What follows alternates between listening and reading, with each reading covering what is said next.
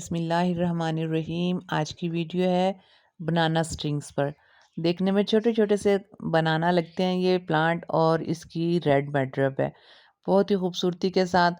और जनाब मैंने छोटी सी ब्रांच लगाई थी, और एक ब्रांच आपको देख रहे हैं बिल्कुल जल गई है, बिल्कुल रूट रोड की तरफ गई है, बारिश में पड़ा रहा है। लेकिन ऐसा नहीं होता कि जितनी ब्रांच हम भी लगाएं, हम लोगों से भी बहुत ज़्यादा ब्रांचेस ऐसा होता है कि वक्तन फ़वक्तन ख़राब हो जाती हैं। कोई इसमें इशू नहीं है, लेकिन कोशिश ये किया करें जब भी आप किसी प्लांट की ब्रांच लगाएं तो नोड का एरिया का हिसाब रखते हुए, यानी कि जितनी भी आप लगा सकते हैं ब्रांचेस लगा दिया करें, कि अगर एक दो ख़राब भी होती है तो आपके पास कम से कम प्लांट जो है वह सेफ रहे। नोड का ख्याल रखा करें, यही कटिंग लगाने का सही तरीका होता है कि जितनी भी नोड आप अवेल कर सकते हैं कर लें। यानी कि अगर एक ही स्टेम में 4-5 नोड है और आपने वो लगा दी एक ही ब्रांच, तो और वही की वही स्टेम जो है वो ख़राब हो गई, मतलब उसमें रूट रोट हो गया या कोई भी इशू हुआ, फंगस हो गया, जो भी इशू हुआ वो ख़राब होगी, तो बस आपकी यानी कि पास हो भी थोड़ा सा प्लांट तो मुश्किल हो जाती है। इसलिए हमेशा ख्याल करें कि एक अगर आपने स्टेम ली है या ब्रांच ली है, एक कोई सी भी शूट ली है, तो उसकी नोड एरिया का ख्याल रखते हुए आप जनाब 3-4 जगह से उसकी प्रोपिगेशन कर दिया करें। अगर बहुत ही थोड़ी नोड हो तो बस फिर तो यानी कि हो रखना पड़ता है। अच्छा, ये जो मैंने ब्रांच लगाई है इसके अंदर थोड़ा सा जो कॉर्नर था इसका बनाना स्ट्रिंग का, वो थोड़ा गला हुआ था, लेकिन मुझे उम्मीद थी कि ये इंशाल्लाह लग जाएगा। इतना भी ज़्यादा नहीं था ख़राब। मेरे पास बहुत थोड़ी मिकदार में ये प्लांट था, इसलिए मैं सोच रही थी कि इसकी ज़्यादा से ज़्यादा प्लांटेशन को एक्सीड कर दूं। और अभी मैंने पहले भी दिखाया था, पहले 3-4 ब्रांचेस मैंने लगाई हैं, उनमें से भी काफ़ी ज़्यादा ख़राब हुई हैं, और ये 1-2 हैं जो सिर्फ चली हैं।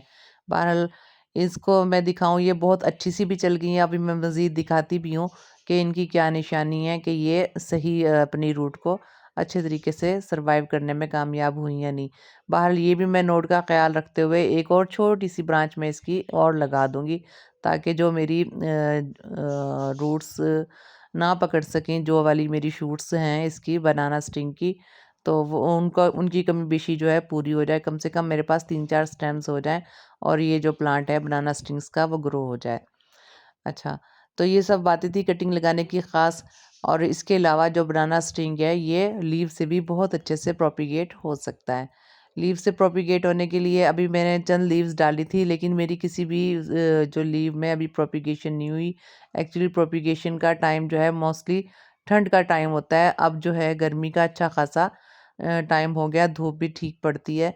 तो बहरहाल हमें ट्राई ज़रूर कर लेना चाहिए, क्योंकि ये शूट्स के दौरान ही नोड लेने के लिए मुझे ये वाली पीटल्स जो हैं अपने बनाना स्टिंग की लाज़मी ही उतारनी पड़ी थी। बहरहाल मैंने फेंकी नहीं है, ये लगा दी। ये तो था जनाब बनाना स्टिंग का। अब आ जाते हैं बनाना स्टिंग की केयर की। कटिंग मैंने बता दी, प्रोपिगेशन दोनों तरीके से बता दी कि किस तरह होंगे। अच्छा, ये मैं दिखा रही थी कि ये कन्फर्म है कि ये मेरी जो है स्टेम अच्छे से चल गई है, इस वजह से कि ये छोटे-छोटे से जो इसके अंदर स्ट्रिंग्स हैं वो निकलना शुरू हो गए हैं। ये इसी बात की निशानी है। और ये जनाब अब जो मैंने ये लगाई है इसको भी कोशिश करूँगी कि नोड एरिया जो है वो अच्छे तरीके से कवर हो जाए, मट्टी के अंदर चला जाए। मट्टी वेल ड्रेन्ड मैंने ली है, और मट्टी की वेल ड्रेनेज कितनी है ये भी मैं किसी वीडियो में और भी दिखा दूँगी। मट्टी की वेल ड्रेनेज होने की ये निशानी होती है कि अगर आप ढेर सारा पानी डालें तो वो पानी रुके ना, फ़ौरन एकदम सारा जो है पॉट आपका खाली हो जाए। अच्छा, ये मैं दिखा रही हूँ, ये छोटा-सा जो नज़र आ रहा है स्टेम, इसका मतलब है कि इस वाली कटिंग ने अच्छी से रूट्स जो है वो पकड़ ली है। और ये वाली जो स्टेम है ये बिल्कुल ही रूट रॉट की तरफ चली गई है। हालाँकि इसकी जो मिट्टी है वो वेल ड्रेन ही है, लेकिन फिर भी चांस होते हैं, कोई ना कोई इश्यू ज़रूर होता है कि जो हमारी कटिंग है वो सरवाइव ना कर सके, इसीलिए 2-3 कटिंग हमें इकट्ठी लगानी है। ये मैं और भी कटिंग आपको दिखा रही हूँ बार-बार कि ये सब की सब जो है रूट रॉट की तरफ चली गई, ऐसा नहीं है। और लेकिन ये जो कटिंग है माशाल्लाह ये बहुत अच्छे तरीके से सरवाइव भी कर गया, और इसकी नए लीव्स की स्प्राउटिंग भी इसमें हो रही है।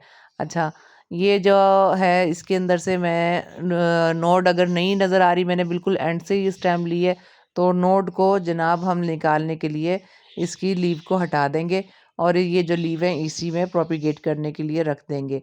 अब जनाब बात आ जाती है इसकी लोकेशन की। स्ट्रिंग ऑफ बनाना जो है इसकी लोकेशन जो है वो ब्राइट लाइट में रखें हम, और जनाब डायरेक्ट सनलाइट में ना रखें। उससे पहले मैंने थोड़े अरसे के लिए इसको डायरेक्ट डायरेक्ट सनलाइट में रखा था, क्योंकि ये ओस के मौसम में मेरे पास आया था, तो पड़ा रहा। कुछ अरसे तक मैंने इसको बस भूल गई थी इसको, कटिंग शटिंग इसकी मैंने लगा दी थी कि ये खुदा ना खास्ता अगर बिल्कुल ही जल गया, बिल्कुल रूट रॉट हो गई, तो एक आध कटिंग तो शायद चली जाए। तो अल्लाह का करम ऐसा हुआ कि एक दो रूट्स जो हैं मेरी ठीक हो गई, बाकी जो प्लांट है वो तकरीबन सारा ही मेरा ख़राब हो गया, कुछ केयर भी इसको नहीं दी जा सकी।